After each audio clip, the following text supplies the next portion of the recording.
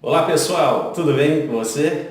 Espero que esteja ótimo. Hoje nós temos uma super dica. Ele já está aqui ao meu lado, mas antes de a gente ir para a dica de hoje, quero pedir para você, por favor, deixe seu like, o seu joinha, se inscreva aí no meu canal, compartilha, comenta. O que nós vamos abordar hoje também é bem legal. Eu estou aqui agora, meu amigo Doutor Fabrício Chiantia, tudo bem? Tudo ótimo. Ótimo.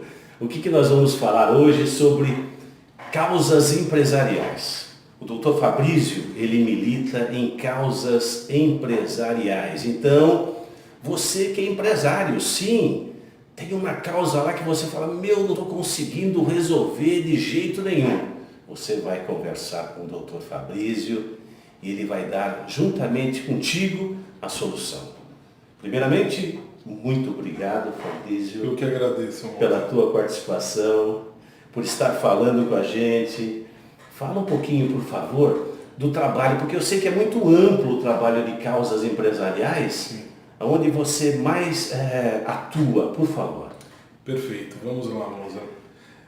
Em primeiro plano, eu quero agradecer a oportunidade de estar aqui com você, com os seus internautas aí, que o acompanham, né? Então, trazendo um pouquinho da minha experiência, eu vou trazer a minha experiência, compartilhar a minha experiência acadêmica como professor, né?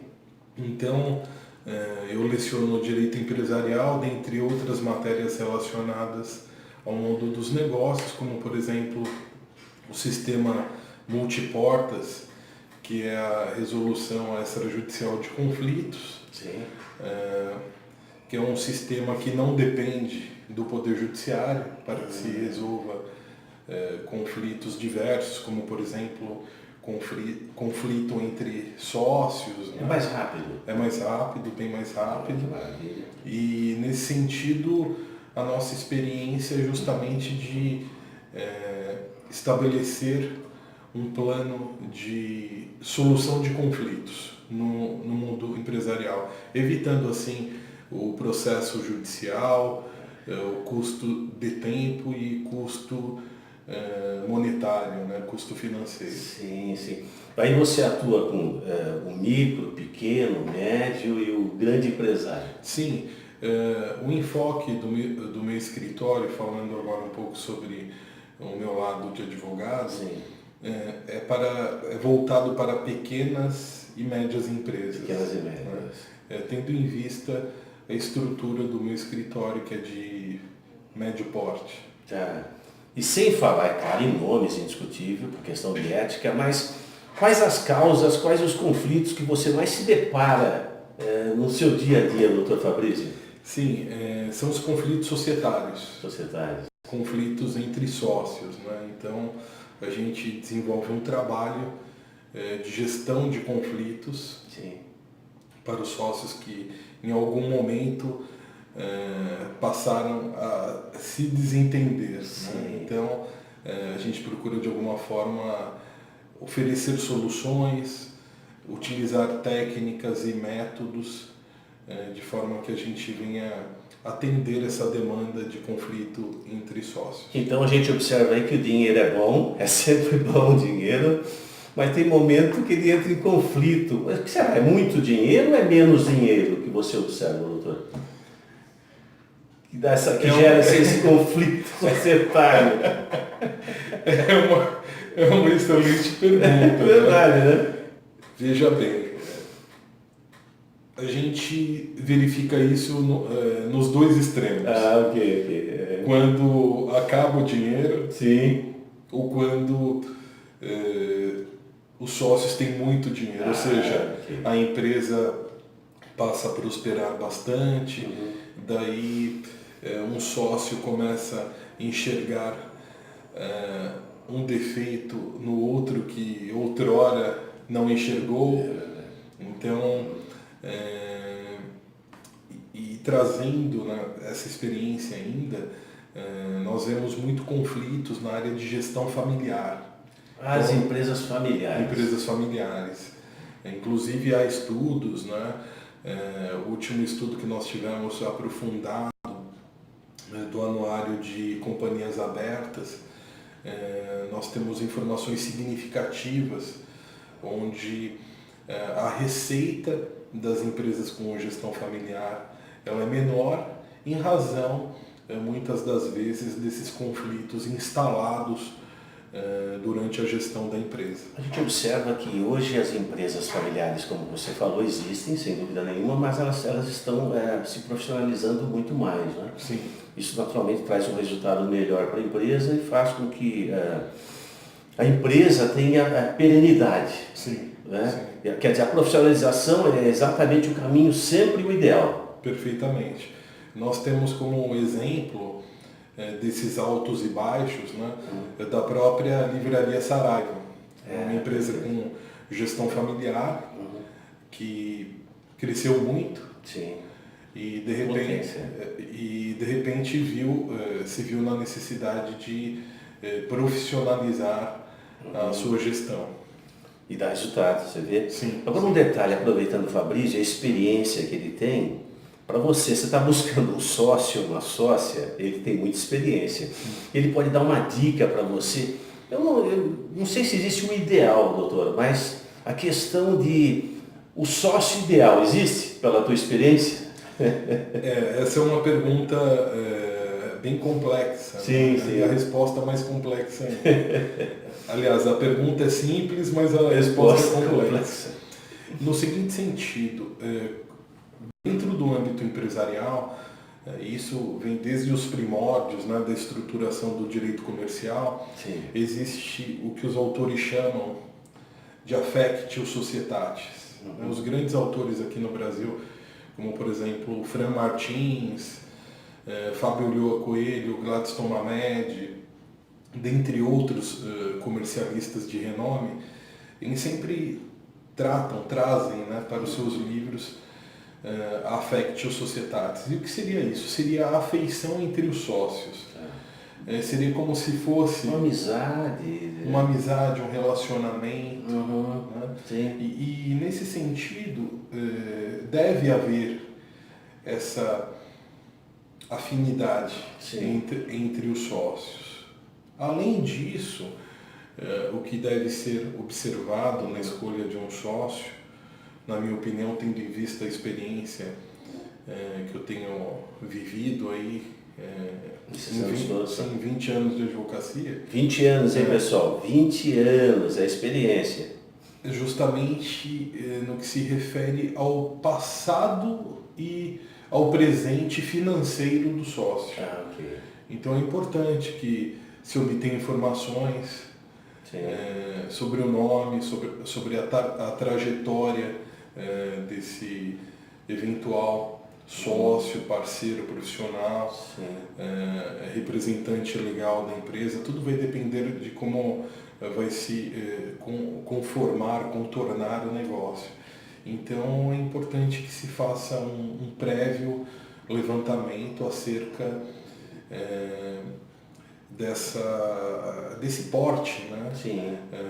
Social, econômico, financeiro do sócio, justamente para evitar, muitas das vezes, que você figure como uma pessoa que pode vir a ser usada, né, por essa pessoa que tem a má fé, em um caso extremado aí, dentro de um exemplo negativo, né, vamos colocar assim. E pela tua experiência, sócios em que um entra com capital, outro entra com trabalho, isso dá certo? Dá certo. Hoje nós não temos mais, dentro do nosso sistema jurídico, do contorno societário, um tipo societário que nós tínhamos que se chamava capital indústria, que é justamente isso: de um lado o sócio com o capital e de outro lado o sócio que a gente chama de chão de fábrica, né? Que é aquele que tem o know-how, que desenvolve o trabalho. Né? Nós não temos mais esse tipo societário no nosso sistema, mas nós temos tipos melhores, onde você pode adequar esse tipo de parceria ou de sociedade, vamos colocar de sociedade, né, já que a gente está falando de direito societário, Claro. a gente pode colocar essas pessoas dentro de um tipo societário específico, como por exemplo a sociedade em conta de participação, né, onde você tem um sócio que vai atuar à frente da sociedade, fazendo a gestão, a administração, e um sócio que vai ficar oculto dentro desse cenário empresarial. Geralmente é o que investe recursos financeiros para o desenvolvimento da sociedade. Perfeito. E sócios dentro de uma mesma empresa, cada um no setor ou as duas pessoas, se forem dois sócios, dentro do mesmo setor? Como é bom produtivamente? Funciona? Um é departamento de vendas, outro é financeiro. É ideal assim, ou os dois no mesmo setor, ou não tem regra?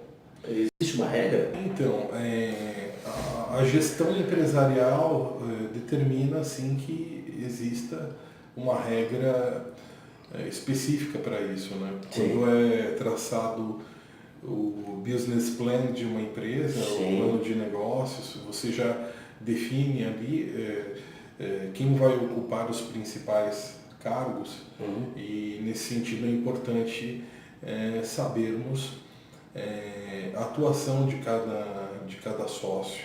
Então, muitas das vezes em uma empresa com gestão familiar, pegando uma estrutura pequena a título de exemplo, você tem o sócio que vai fazer a gestão da empresa, a gestão administrativa, ele pode ter ali o financeiro vinculado a essa gestão dele.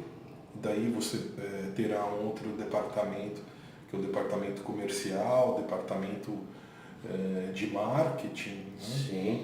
E outros departamentos que você quiser, e necessariamente você vai precisar ter para desenvolver uma atividade empresarial com uma gestão eficaz. Aí vai depender de como os sócios vão se realocar ali, se organizar, se realocar. E a confiança é 100%. Se o cara vai entrar numa sociedade, eu estou com 90% de confiança, porque o outro tem o capital, esquece.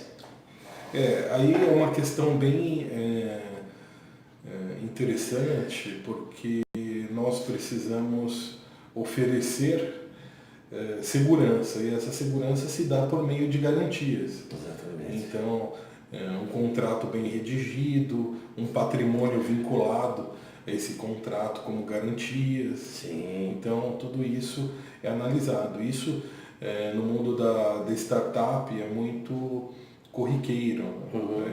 Contratos elaborados de maneira extremamente complexa, no entanto, com garantias muito simples, tradicionais, para que haja uma conformidade no negócio. E o mercado de startups que vem crescendo, você pode falar um pouquinho para a gente? Posso. O mercado de startup a cada dia vem crescendo mais, principalmente no que tange aos aplicativos. São questões desafiadoras para o mundo dos negócios, para o mundo jurídico, e nesse sentido, para você estruturar uma boa startup, você tem que ter ali definido os papéis de cada, vamos colocar assim, de cada ator envolvido, de cada atribuição delegada, os investimentos que serão realizados e um plano de negócio muito bem definido para que tudo dê certo. Vocês viram como o Dr. Fabrício é excelente? Tem muito mais detalhes, depois eu vou colocar na descrição do vídeo os contatos dele, para que você entre em contato, converse, venha aqui no lindo escritório que ele tem aqui na região, na Zona Norte, em Santana. E eu quero provocar ele no bom sentido, porque eu já vi que ele tem conhecimento, eu já sei, a gente é amigo há muitos anos.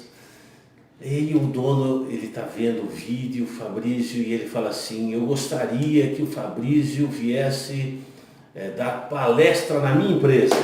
Sim, estou à disposição. Olha que maravilha. Envolvendo todos os setores estratégicos. A minha área de aderência acadêmica Sim. é o mundo do direito empresarial. Então, são as matérias que eu leciono, as palestras que eu ministro vinculadas a essas matérias, a essas disciplinas. Então, é o mundo do direito empresarial, direito do trabalho, as relações de consumo, direito tributário. Agora, a Lei Geral de Proteção de Dados. Que é importante também, o direito da startup, direito de imagem relacionada à preservação da empresa. Sim. Então, são diversas nuances de trabalho que a gente já tem algumas palestras prontas, outras a gente pode desenvolver. Que a gente pode desenvolver a pedido da empresa. O tema que ela necessita, porque o direito é muito dinâmico. Então, de repente, entra uma lei em vigor e a sua empresa precisa necessariamente saber como que vai desenvolver o trabalho pautado naquela lei. Um exemplo disso, uma lei que é recente e ainda está em plena implementação em algumas empresas, é a lei anticorrupção. Perfeito, porque é recente, né? É uma lei recente e nós temos feito diversas palestras acerca desse tema. Ótimo, então é importante você abordar na sua empresa. Você entra em contato com o Dr. Fabrício, agenda com ele, enfim, e dá sequência. Quero aproveitar também o momento, a questão de voltar só um pouquinho lá, a questão de família, Fabrício. Okay. A questão da administração familiar e a administração profissional. As empresas hoje estão se profissionalizando muito mais, né? Sim. A questão da administração, seja ela familiar, ainda familiar, as mulheres ou os maridos, enfim, influenciam na gestão? Isso acontece ou não? Sim. Acontece isso. A tomada de decisões... Vai no emocional? Muitas das vezes, quando a gestão ela não é profissional ou ainda está em vias da profissionalização, sim, porque a empresa, como os grandes autores dizem, é uma ficção jurídica, ela não existe, é uma ficção. É verdade. É uma ficção. Então, é o ser humano que toma as decisões. E se esse ser humano estiver acompanhado do marido, ou da esposa, da mulher, pode haver sim uma influência em relação à gestão de empresas, onde no quadro societário vamos retirar o marido, sim. Tem ali só a mulher e os filhos. Dentro desse cenário você verifica a tomada de decisões, muitas das vezes que nascem dentro de casa e não dentro da empresa. Então, isso reverbera muitas das vezes negativamente, às vezes até positivamente. Ok, exato. E a pessoa está do lado de fora, talvez esteja vendo melhor que não está envolvida, né? Sim. No entanto, é sempre recomendável uma gestão profissional, ou seja, pautada nas melhores técnicas de gestão da empresa. Maravilha, viu que legal? Bacana. Fabrício, por favor, deixe o seu contato, embora eu já disse, eu vou colocar na descrição, para todas as pessoas entrarem em contato contigo, por favor. Fica à vontade. Ok. Eu vou deixar no meu e-mail, professorfabrizio.gmail.com. Legal? Maravilha. Fabrício, muito obrigado mais uma vez. Eu que agradeço, moça. E agradeço. Por nada. A oportunidade, agradeço a todos. E um grande abraço a você e até a próxima.